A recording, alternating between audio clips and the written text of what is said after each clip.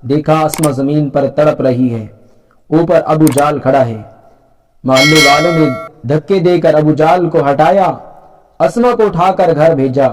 یہ بچی گھر جا کر واویلا نہیں کرتی، بلکہ گھر میں جاتے ساتھ ہی سب سے پہلے اپنے زخموں کی مرہم پٹی کرنے کے بعد فوراً کھانا تیار کیا۔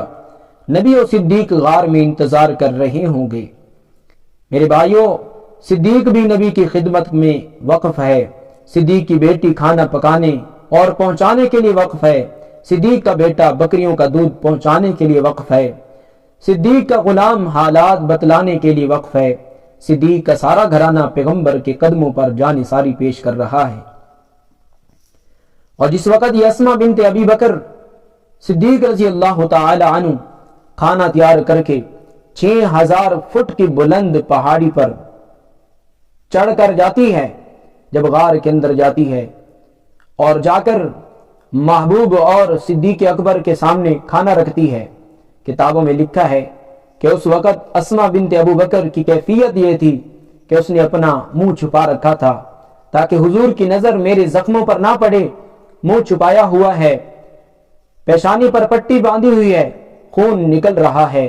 رسول اکرم صلی اللہ علیہ وسلم کی نظر پڑی، چنانچہ وہ پیغمبر کی نگاہ تھی، نبی کی نظر تھی۔ حضور نے دیکھ کر فرمایا، اسما بیٹی یہ کیا بات ہے؟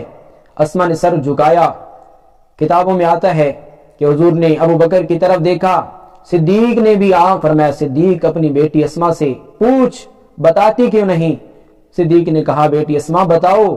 محبوب نے پوچھا ہے، آج نہیں بتاؤ گی تو پھر کب بتاؤ گی؟ اسما نے کہا ابا جان میں بتاؤں یا چہرہ کھول کر دکھاؤں؟ اور جب چہرہ کھولا تو رسول اکرم صلی اللہ علیہ وسلم کی آنکھوں میں آنسو بھر آئے، پورا چہرہ سیاہ تھا، کان پھٹا ہوا ہے، خون آ رہا ہے، ہونٹ پھٹے ہوئے ہیں، عجیب کیفیت ہے۔ بیٹی کیا ہوا؟ اسما نے واقعہ بتایا، ابو جال آیا تھا، راز پوچھنا چاہتا تھا، محبوب میں نے راز نہیں بتایا تو اس نے تھپڑ مارا، میں نیچے زمین پر جا گری، نیچے پتھر پڑا تھا، منہ کے بل زمین پر گری، یہ ہونٹ پھٹ گیا، دانت ٹوٹ گیا۔ کتابوں میں آتا ہے کہ رحمت للعالمین نبی کی آنکھوں میں آنسو تھے، پیغمبر کی زبان پر یہ جملے تھے کہ صدیق خدا تیرے حال پر رحم کرے، ابو بکر محمد تیری کن کن وفاؤں کو یاد کرے۔ صدیق تو نے وفا کی انتہا کر دی، غار میں تو وفا کر رہا ہے، گھر میں تیرا خاندان وفا کر رہا ہے۔ حضور نے فرمایا صدیق اب مجھے تیرا وہ جملہ یاد آتا ہے کہ جب میں تیرے پاس آیا تھا میں نے کہا کہ میں نے اور آپ نے ایک سفر پر چلنا ہے، ان بچوں کو ہٹا، میں نے اکیلے بیٹھ کر تجھ سے بات کرنی ہے۔ اس وقت تو نے کہا تھا محبوب یہ میرا خاندان ہے، یہ میرا خاندان پیغمبر تیرا خاندان ہے، جو بات میرے سینے میں راز کی رہے گی وہ اسما کے سینے میں بھی رہے گی۔ یہ پیغمبر کے یار غار کا امتحان ہے، ایک مصطفیٰ کے دوست صدیق کا امتحان ہے، ایک خدا کے دوست خلیل کا امتحان ہے۔ ان کو نتیجے میں کیا ملا؟ خدا نے اپنے یار کے سارے امتحان لینے کے بعد جو نتیجہ دیا اس کو دیکھیں، پھر توجہ کریں، اس میں بھی ایک عجیب اتفاق ہے۔ اللہ فرماتے ہیں وَإِذِ ابْتَلَىٰ إِبْرَاهِيمَ رَبُّهُ بِكَلِمَاتٍ فَأَتَمَّهُنَّ قَالَ إِنِّي جَاعِلُكَ لِلنَّاسِ إِمَامًا۔ خلیل تجھے میں امامت دیتا ہوں، پیغمبر نے بھی آخری وقت کہا صدیق میں تجھے بھی امامت دیتا ہوں۔ میں محمد فیصلہ کرتا ہوں کہ صدیق کے ہوتے ہوئے میرے پیغمبر کے مصلی کا وارث کوئی نہیں بن سکتا۔ ایک روایت میں آتا ہے کہ فاروق اعظم رضی اللہ تعالیٰ عنہ مصلی پر چلے گئے، نماز پڑھانا شروع کر دی۔ حضور نے پیغام بھیجا ابو بکر کی آمد کا انتظار کرو، جب تک صدیق مصلی پر نہ آئے محمد کے مصلی پر کوئی نماز نہیں پڑھا سکتا۔ ایک اور عجیب بات بتاؤں، ابراہیم کا جو دشمن تھا اس کا کیا نام تھا؟ نمرود۔ اس کے دماغ میں خلل تھا، چنانچہ وہ دماغی طور پر خلیل کے خلاف سوچتا تھا تو اللہ نے یہ سزا دی، جوتا بھی اسی کا اور سر بھی اسی کا۔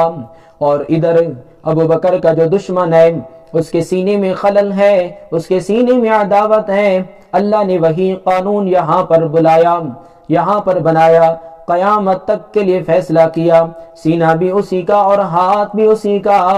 ابو بکر وہ ہے جس نے سب کچھ دے دیا، واتقا، صدیق وہ ہے جو سب سے بڑا متقی اور پرہیزگار ہے، جس نے زمانہ جہلیت میں بھی کبھی زنا نہیں کیا، جس نے زمانہ جہلیت میں کبھی شراب نہیں پی، جس نے زمانہ جہلیت میں کبھی جھوٹ نہیں بولا۔ ابو بکر صدیق رضی اللہ تعالیٰ عنہ کی والدہ کہتی ہیں، یہ بچہ میرے پیٹ میں تھا، اگر میں کسی بت کو سجدہ کرنے کا ارادہ کرتی تو ایک دم میرے پیٹ میں بل پڑ جاتا، ایسے محسوس ہوتا جیسے بچے نے پیٹ میں پاؤں پھیلائے دی ہوں۔ جب تک صدیق میرے پیٹ میں رہا میں کسی بت کو سجدہ بھی نہ کر سکی۔ صدیق اکبر رضی اللہ تعالی عنہ فطری اور طبی طور پر متقی اور پرہیزگار ہیں۔ فرمایا واتقا، اتنے بڑے تقوی کا مالک، اتنی بڑی طہارت کا مالک۔ صدیق کی امی کہتی ہے جس وقت اس بچے کی ولادت ہوئی تو میں نے اس وقت غیب سے ایک آواز سنی، غیب سے آواز آتی ہے، اے اللہ کی بندی، ہم تجھے تحقیق سے اطلاع دیتے ہیں، ایک ایسے بچے کی خوشخبری دیتے ہیں جو جہنم کی آگ سے آزاد ہوگا، جس کا نام آسمانوں پر صدیق ہوگا اور پیغمبر کا غار میں رفیق ہوگا۔ حضور اکرم صلی اللہ علیہ وسلم نے صدیق کے جتنے فضائل بیان کی ہیں وہ ابو بکر کے احسانوں کے بدلے دینے کی کوشش کی ہے۔ حضور نے فرمایا، صدیق تو میرا غار کا بھی یار ہے اور تو قیامت کے دن حوض کا بھی میرا سردار ہے۔ دیکھیں غار کا یار ہونا یہ علامت ہے اس بات کی کہ تو میرے دکھوں کا ساتھی ہے، یہ بھی وہ ایک حوصلہ اور بدلہ ہے کہ اے اللہ جو مجھ سے دنیا میں جدا نہیں ہوا اسے تو مجھ سے وہاں بھی جدا نہ کرنا۔ صدیق میں تجھ میں بشارت دیتا ہوں، صدیق میں تجھے بشارت دیتا ہوں، حوض کوثر پر میں جہاں ہوں گا تو بھی میرے ساتھ وہاں ہوگا۔ پھر ایک اور صلہ دیا، اور جو کچھ خدا نے محمد کے سینے میں ڈالا ہے، حضور نے فرمایا میں نے سب کچھ ابو بکر کے سینے میں ڈال دیا ہے۔ تقوی ہے تو صدیق کے سینے میں، پیغمبر کا علم ہے تو صدیق کے سینے میں، نبی کی نبوت کی وفائیں ہیں تو صدیق اکبر کے سینے میں۔